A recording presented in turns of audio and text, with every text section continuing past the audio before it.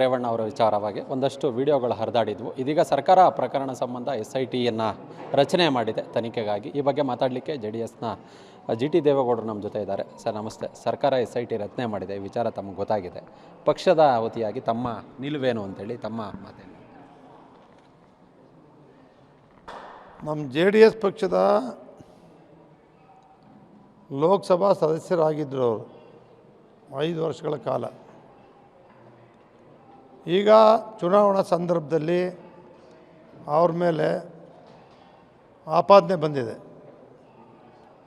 ರಾಜ್ಯ ಸರ್ಕಾರ ಆ ಬಗ್ಗೆ ಅತಿ ಶೀಘ್ರವಾಗಿ ವಿಳಂಬ ಮಾಡದೆ SIT ತನಿಖೆನ ಆದೇಶ ಮಾಡಿದ್ದಾರೆ. SIT ತನಿಖೆ ಇವತ್ತು ಏನು ನಡೀತಾ ಇದೆ, ಈ ಸಂದರ್ಭದಲ್ಲಿ ನಾವು ಯಾವುದೇ ಹೇಳಿಕೆಗಳನ್ನ ಕೊಡಲಿಕ್ಕೆ ಸಾಧ್ಯ ಇಲ್ಲ. SIT ತನಿಖೆ ಏನು ಆದೇಶ ಮಾಡಿದ್ದಾರೆ ಅದನ್ನು ಪೂರ್ಣವಾಗಿ ನಾವು ಸ್ವಾಗತ ಮಾಡ್ತೀವಿ.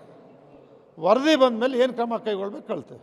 ಇವತ್ತು ಪ್ರಜ್ವಲ್ ರೇವಣ್ಣ ಅವರು ಜರ್ಮನಿಯ ಫ್ರಾಂಕ್ಫರ್ಟ್ಗೆ ಹೋಗಿದ್ದಾರೆ ಅಂತೇಳಿ ಸರ್, ಅದ್ಯಾವುದೋ ವಿಚಾರಗಳು ನಮಗಂತೂ ಇನ್ನೂ ಎಲ್ಲಿದ್ದಾರೆ, ಹಾಸನದಲ್ಲಿದ್ದಾರೆ, ಬೆಂಗಳೂರಲ್ಲಿದ್ದಾರೆ, ಫಾರಿನ್ಲಿದ್ದಾರೆ, ಅದು ವಿಚಾರ ಇನ್ನೂ ಗೊತ್ತಾಗಿಲ್ಲ.